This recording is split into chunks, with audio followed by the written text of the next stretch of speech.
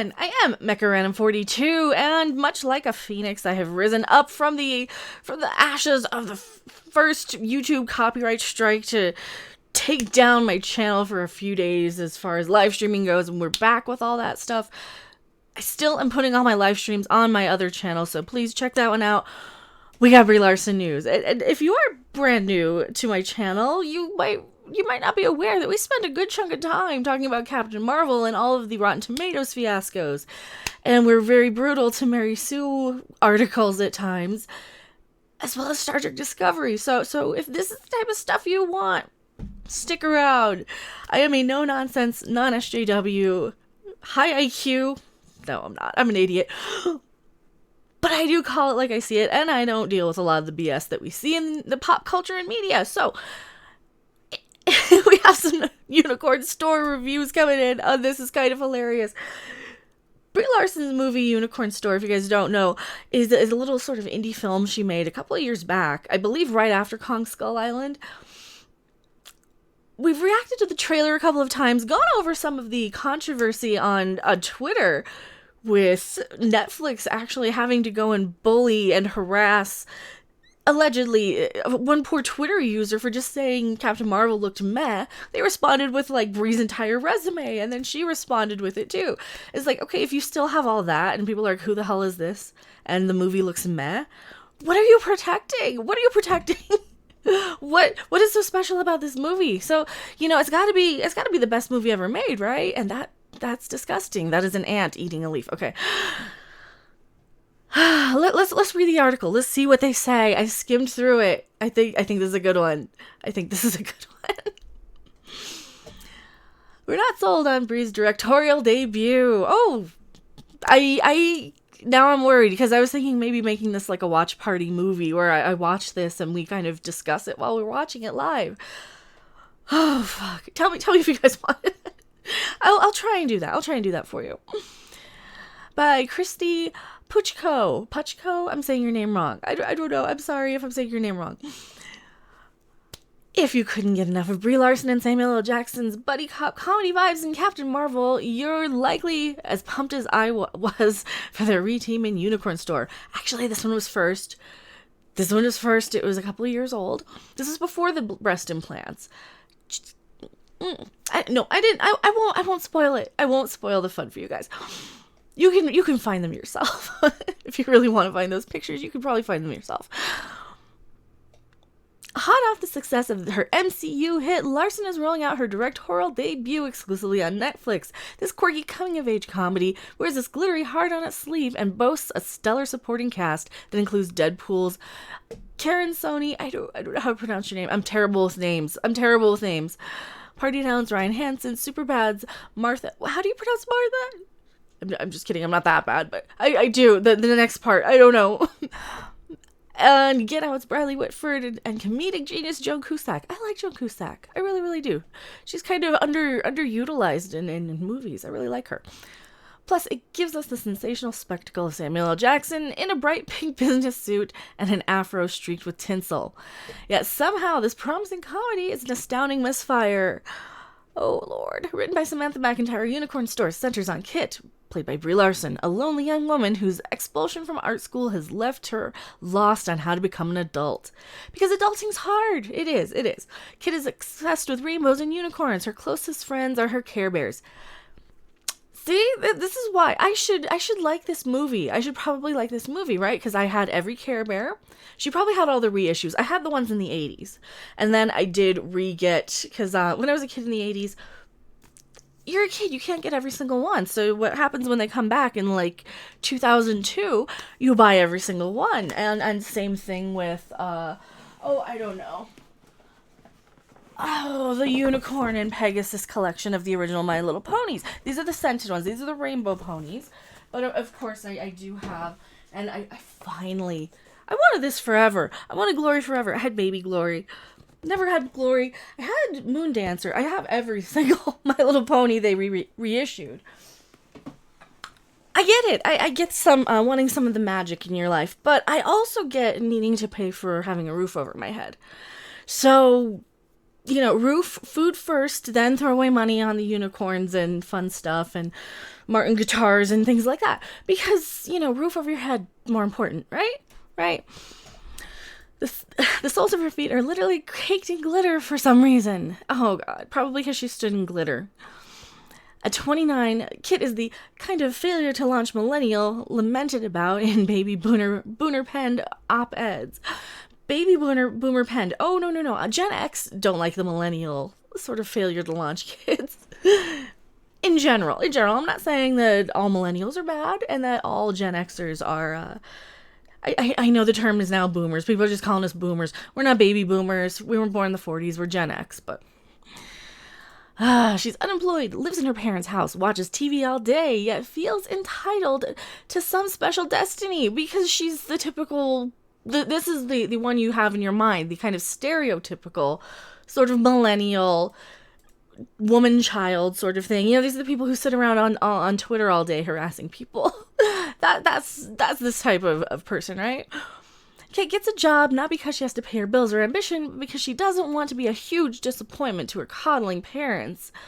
Yeah, don't. Just don't.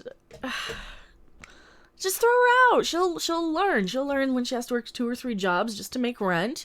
And it'll harden her. It'll toughen her up. It'll make it so that she won't need her little safe space. But no, we can't do that nowadays. We have to coddle them so that they're perpetual children.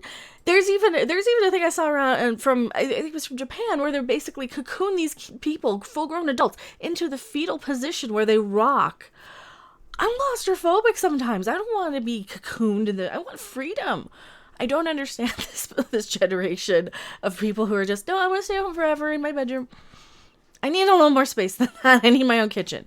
Sorry, but I need my own kitchen sometimes. To prove she's ready for the first day as a temp at a PR firm, she spouts off grown-up lingo like grapefruit, flaxseed, legal pads. See, this is like this Discovery writers throwing around terminology like warp drive or the Defiant or Starfleet. They're little words that they've heard, but they don't understand how they're used, right? However, her haphazard efforts to mature and find focus when she discovers the salesman, Samuel L. Jackson, and his eponymous store, which is a legitimate place of business and the opposite of murder. Oh, no, that's a line in the movie. Oh, God, that's a line in the movie. Oh, Lord, that's a line in the movie. See, pre-boob job. Joan Cusack. Oh, and that's, he was in one of the Revenge of the Nerds movies. Okay, I know who that is. He was in one of the Revenge of the Nerds movies. I'm old. I'm an old person. Oh, this movie. No. Oh, they're banging. Look at her. She's looking like this. She's banging him. That's why Brie Larson's in all these Samuel L. Jackson movies, right? You can do better. You can find a girl who will have an ass someday. Oh, handmade pop-up cards direct Kit to the store, where the salesman takes her on her tour of his unicorn salon, a specific restaurant, and ice cream parlor. He tells Kit she can have a real, live unicorn that will love her forever. All she has to do is earn it. That means building a home for it, securing a financial plan for its future, and cementing a strong family bond support for raising it. Essentially, the unicorn is a metaphor for parenthood. The salesman is telling Kit that she needs to be a mom and to be a real grown-up woman deserving of love. No, don't be a mom yet. You be a real grown-up woman first. Try being a human first, then turning into a real grown-up person, right? This is sly shaming of child-free women is kind of shocking, coming from Larson in the wake of the Captain Marvel press. Oh no, they really have women shaming? I don't think that's women shaming, but I mean, I suppose if somebody told me to have a kid, I'd probably look at them a little funny. Be like, fuck you, you gonna pay for it? You gonna have it? You gonna let it ruin your body? No. Yeah. This might be a must watch. This really might be a must watch. Maybe we'll be able to arrange it with some of the other female YouTubers who have been less than thrilled with Captain Marvel, so to speak. Oh, Lord. where female empowerment was a key talking point. But that's not all. Unicorn Store doubles down on its problematic plot points by introducing a potential boyfriend, Virgil, played by Mamadou Afi, I'm saying your name wrong, I apologize, as an alternative path to self-worth and maturity. Oh, so you can just have a man come in and save you. Captain Marvel, I'm so disappointed. Why would you not be ashamed of this movie? I don't know. I mean, she certainly wasn't too thrilled with the movie where she's walking by with, let's just say her pancakes out. Oh, Lord. This is fun. This is fun. But see, I don't care. I don't care about being nice to this because I get so much hatred for the Captain Marvel videos from the people who employed to pick on me about Captain Marvel. Kid is learning to love herself is just an afterthought in this sloppy story of self-discovery. Oh, I've seen those. You need to go to Pornhub for them. Beyond its cringe-worthy message, Unicorn Store just falls flat. Fuck, I can't talk. Beyond its cringe-worthy messaging, Unicorn Store just flat out fails at being funny. Was it supposed to be a comedy? Which is frankly confounding when you look at the cast. Sony Hansen and Mecha bring the verve. I don't know who any of these people are, though. I don't know who they are. I'm sure they're fine. I'm sure you're fine. Sadly, they are given only scraps of screen time and forgettable punchlines to make an impact. Well, it is all about Princess Brie. It is all about Princess Brie. You know that. I know that. Hamish Linklater fares better, bringing a low-key comedy as the office creep. However, Whitford and Cusack are absolutely wasted here. They're handed underwritten roles of aggressively perky parents and then undercut by an edit that favors Larson's scowling reactions over their almost achingly eager faces. Ooh, wow, and you liked Captain Marvel. Ooh, what a bait and switch. I'm so sorry. I hate it when people's dreams are kind of destroyed. But man, this is too precious. This is just precious. Jackson's character is paper thin too. But between the outrageous costumes and his cartoonish zeal, he manages to at least bring fun, if not funny, as the salesman. Meanwhile, Athie delivers a sharp straight man timing to the largely thankless role of love interest who puts up with Kit's tantrums. So she toxic girlfriend much. But the big glaring problem at the center of this comedy is its lead/director. Priceless. Oh, this is great. And this isn't me like writing it. You can see me scrolling through it. This is from IGN. You can go to the URL up at the top. While she's been a laudable supporting player in comedies like The United States of Terror, Scott Pilgrim vs. the World, and 22 Jump Street, Larson fumbles in shouldering and shaping Unicorn Store's humor. That's because she's not funny. She doesn't have any comedy timing, right?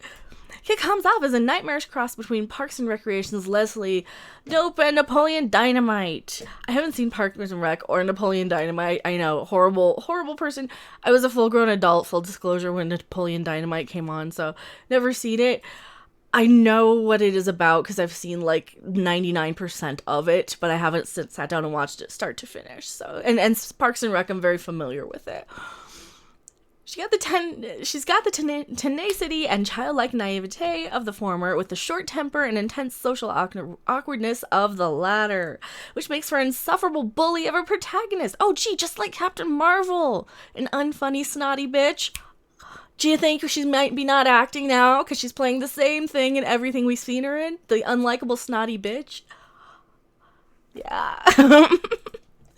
Insufferable bully of a protagonist, and a comedy that never really lands on its tonal footing. Larson doesn't achieve the levity or lunacy that might have made Kit's journey funny. So instead, we're watching a pretty privileged, overgrown brat sulk and shout. Oh. So she's Veruca Salt.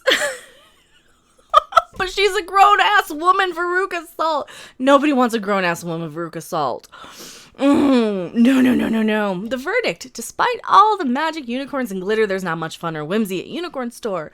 Its wonder is punctured by Kit's perpetually prickly attitude. Its humor is dulled by Larson's incoherent comedy stylings. It could be charms squandered by the script or edit that shoves all but Kit to the fringe, making its insight above love and growth feel comically shallow. See, it's all about Princess Brie. That's why she was the director. It needed to be all... Did you know Brie Larson is the bestest thing ever. She won an Oscar. Like, oh my god, she won an Oscar. So she has to be talented, right? No. She might just be, she's so young. She might have just been doing the exact same role and somebody said, oh, you're actually really, oh wow, somebody can be like this unlikable and bitchy. No. People are just like that naturally. People are just unlike that naturally. Like, just remember when I reacted to the, is that a personal attack Google search result video thing that she did? Yeah. Even its half-hearted satirizing, I can't say that word, of adulthood and office life is too bland to thrill. In the end, the best thing I can say about Unicorn Store is it's only 92 minutes long. Ooh. Oh, love it. I love it. You don't want to be right. No, that's not true. You always want to be right. I love it when I'm proven right, though. Oh, so do we want a group watch of this? I think we might need a group watch of this because, as you know, women were chained at the bottom of latrines, whose only source of nutrients were to look up with their mouths open until Princess Brie Larson graced us with her most important role of Captain Marvel. Until then, women were never allowed to speak, wear clothing, leave the house. Until Princess Brie helped empower all of womankind. Do you guys want to do a group watch of this? Thank you so much for watching. I am Mecha Random 42, P.O. Box 1566, Loveland, Colorado 80539. You can find me over on Midnight's Edge After Dark all the time. You can find me at Creepy Little Book on those podcasts. I have the main channel live back streaming, and I have the secondary channel and Twitch Streamlabs for donations, Patreon, all the things. Please check me out. I will see you guys on the next video or live stream. Bye! Thanks for watching. If you liked it, make sure to hit that like button. And if you want to see more, don't forget to subscribe. See you in the next video. Bye!